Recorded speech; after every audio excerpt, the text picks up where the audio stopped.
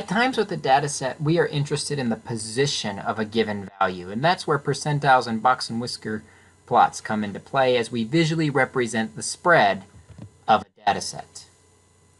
First, with percentiles, what a percentile is it's a value such that a given percent of the data will fall below it. For example, one year, 1287 on the SAT was considered to be at the 90th percentile. What that meant was 90% of test takers scored below a 1287, and 10% of test takers scored above a 1287. 90th percentile is the percent that fall below a given value. On the theme of percentiles, we have quartiles. Now, quartiles divide the data into fourths. They're actually special percentiles. The first quartile, which we call Q1, is considered to be the 25th percentile, or the bottom quarter of the data. It's really the median of the values below the actual median. The median we call Q2. We've already worked with that. It's at the 50th percentile, where 50% of the data falls below it. And the third quartile, Q3, is the value with 75% below it. It's really the median of the values above the median. And sometimes when we're interested in the spread around the quartiles, or the spread of the middle 50%, we calculate what's called the interquartile range, where we subtract Q3 minus Q1. And that tells us the spread of the middle 50% of the data, which is better than the range, which tends to be more impacted by outliers. So let's do an example where we calculate those quartiles. I've already put this data in order for us. So if we want to find quartile 1, the median, and quartile 3, we'll first look at the median. We've got 9 data values, so the one in the middle is the 5th one. 4 above and 4 below the 17. That's the median. Q1 is the median below the median. So looking below the median, we have 4 data values, and in the middle is 15 and 16. So we'll take the average of those. 15 plus 16 divided by 2 gives us 15.5 for our first quartile. Similarly, the Q3 is above the median. In the middle, we have 21 and 22 for our third quartile.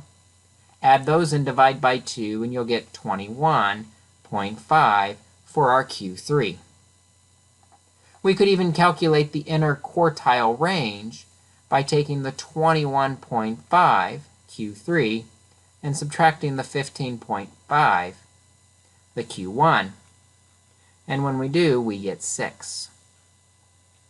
So the middle 50% of this data has a spread of about 6, which is a little more informative than the range, which would be 11.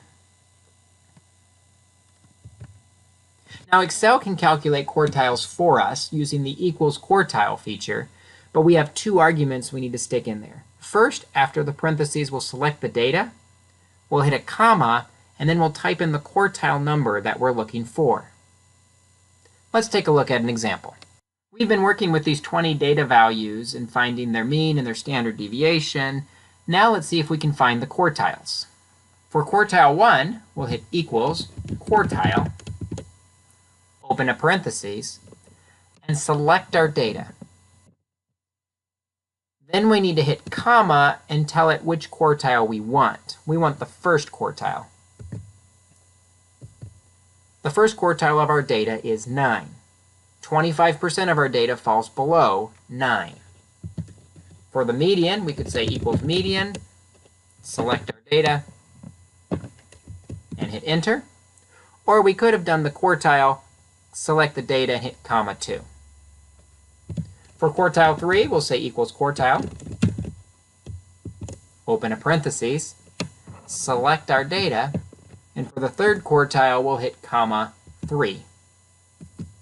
And that gives us our third quartile of 12.25. 75% of the values are below 12.25, and the rest are above. Once we have our quartiles, we can represent them visually in what's called the box and whisker plot, like this example below. To draw a box and whisker plot, we visually draw a box around the Q1 and Q3 values and a line in the center for the median.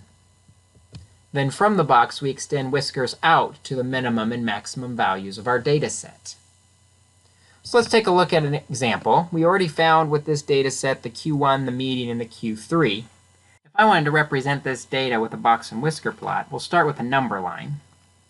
Maybe start at 12, 13, 14, 15, 16, 17, 18, 19, 20, 21, 22, 23, 24. There we go.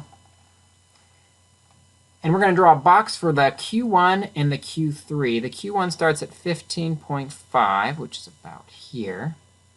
And Q3 is at 21.5, which is about here. So we draw a box around those values, and we'll do a vertical line for the median at 17. And then we'll stretch a whisker down to the minimum value. We see our smallest values at 13. And a whisker up to the maximum value of 24. And now we can see each part of this graph has about 25% of the data values within it. So hopefully this video helped you get your mind around the idea of a percentile, a box and whisker plot, and the quartiles as we visually represent the spread of our data set.